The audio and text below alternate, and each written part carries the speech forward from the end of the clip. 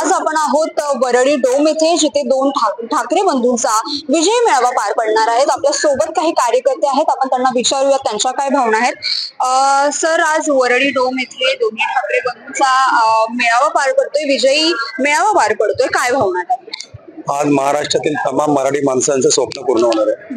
तो मराठीच्या मुद्द्यावर सन्मान राजसाहेबांनी जो आवाज दिला, त्याला अनेक पक्षांनी म्हणजे उद्धव साहेबांनी सुद्धा आम्हाला हातभार म्हणजे सपोर्ट केला आणि आपल्याला पुढे भविष्यात जर दोन्ही ठाकरे एकत्र आले तर एक वेगळं स्वप्न महाराष्ट्राचं पूर्ण होईल।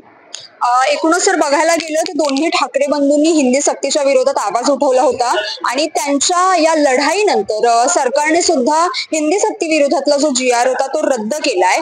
त्यानंतर हा विजय मेळावा पार पडतोय, तर काय वाटतं, ह्या लढाईला यश आलंय का?